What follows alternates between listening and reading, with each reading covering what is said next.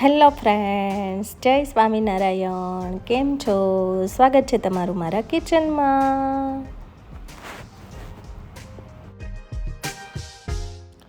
તો મિત્રો, આજે હું તમારી સાથે શેર કરવા જઈ રહી છું સોના કરતાં પણ કિંમતી એવી રાણી રૂડીની ભાજી.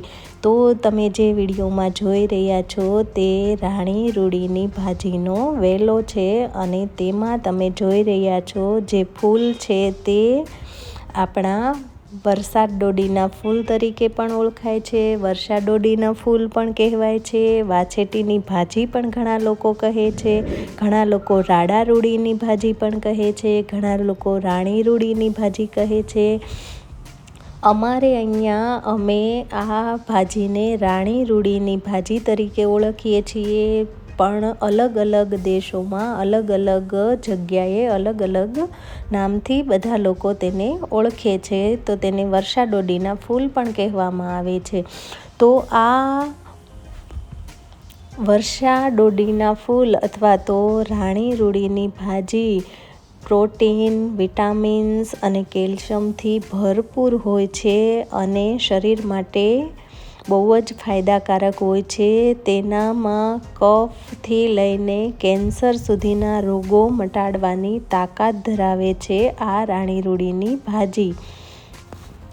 અને આ રાણી રૂડીની ભાજી ગામડે વધારે થાય છે. સિટીમાં તો તે જોવા પણ નથી મળતી. સિટીમાં તો તમને ભાગ્યે જ કોઈ જગ્યાએ જોવા મળશે, અને જો જોવા મળશે તો તેના ભાવ પણ એટલા વધારે હશે. સોનાની જેમ જ તેના ભાવ વધારે હોય છે.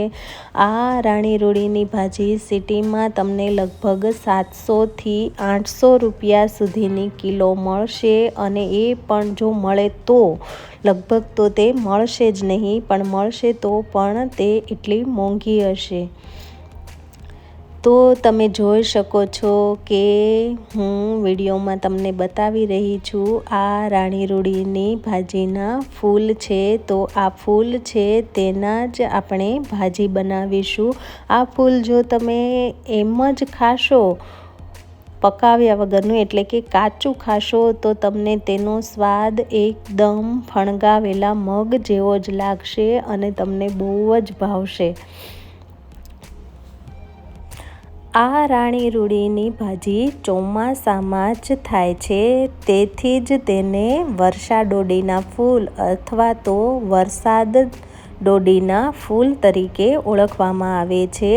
આ ભાજી શિયાળામાં કે ઉનાળામાં મળતી પણ નથી અને થતી પણ નથી. તો તમે જોઈ શકો છો કે આ છે આપણા રાણી રૂડીના ફૂલ. તો હવે આપણે તેની ભાજી બનાવવાનું ચાલુ કરીએ. તો હવે મેં આવી રીતે બધા રાણી રૂડીના ફૂલને આવી રીતે વેલામાંથી તોડી લીધેલા છે અને થેલીમાં ભરી લીધેલા હતા. તો હવે આપણે તેને એક બાઉલમાં કાઢી લઈશું. તો તમે જોઈ શકો છો કે મેં આવી રીતે બધા વર્ષા ડોડીના ફૂલને લઈ લીધેલા છે. તો હવે આપણે તેને સાફ કરી લઈશું. તો તેને સાફ કરવામાં વધારે મહેનત નથી લાગતી, પણ આવી રીતે જો આગળનું ડંઠલ હોય તેને આપણે આવી રીતે કાઢી લઈશું તો આપણી બધી ભાજી આવી રીતે સાફ થઈ જશે. આમાં સાફ કરવામાં વધારે મહેનત નથી લાગતી. તો તમે જે રીતે વિડીયોમાં જોઈ રહ્યા છો તેવી જ રીતે આપણે આ ભાજીના ડંઠલ કાઢીને તેને સાફ કરી લેવાની છે.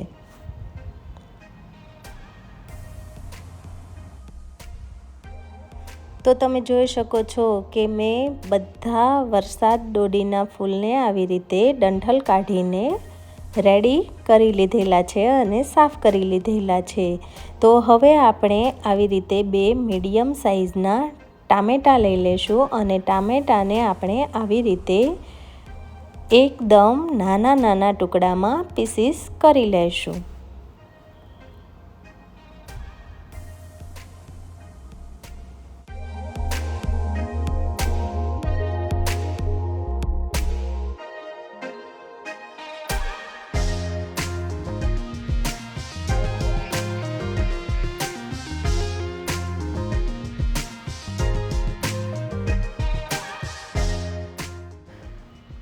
તો હવે તમે જોઈ શકો છો કે મેં ટામેટાને આવી રીતે નાના નાના ટુકડામાં સમારીને લઈ લીધેલા છે. તો હવે આપણે અહીંયા ગેસની ફ્લેમ ઓન કરીશું અને એક કઢાઈને ગેસ ઉપર ગરમ કરવા માટે રાખી દઈશું અને તેમાં આપણે 2 થી 3 ચમચી જેટલું ઓઇલ એટલે કે તેલ ઉમેરીશું અને તેલને ગરમ થવા દઈશું.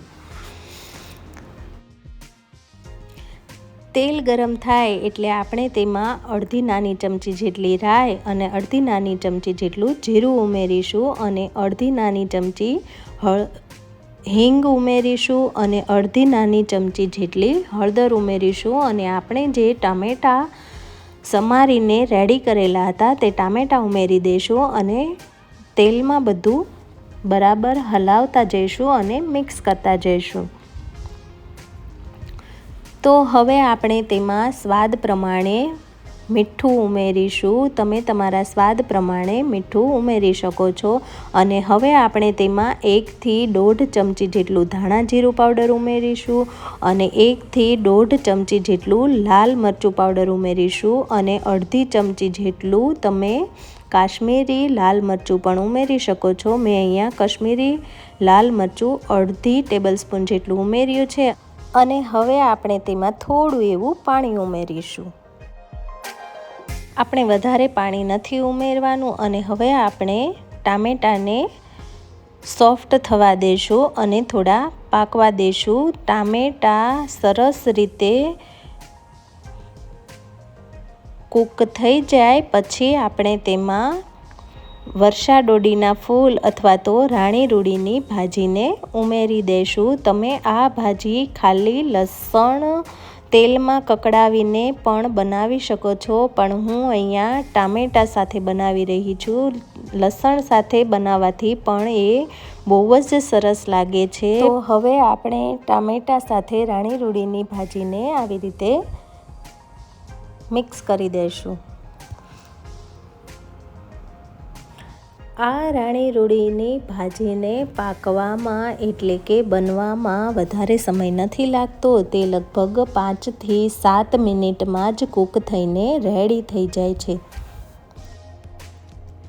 તો હવે આપણે રાણી રૂડીની ભાજીને આવી રીતે ચલાવતા રહીશું અને 2 થી 3 મિનિટ જેવું હજુ પણ તેને કૂક થવા દઈશું. મેં લગભગ ટોટલ 5 મિનિટ જેવું કૂક થવા દીધેલું છે. તો હવે તમે જોઈ શકો છો કે આપણી રાણી રૂડીની ભાજી કૂક પણ થઈ ગઈ છે અને એકદમ બફાઈને રેડી પણ થઈ ગઈ છે. તમે જોઈ શકો છો કે આપણી રાણી રૂડીની ભાજી એકદમ સર્વ કરવા માટે રેડી થઈ ગઈ છે. તો હવે આપણે તેને આવી રીતે સર્વિંગ બાઉલમાં કાઢી લઈશું.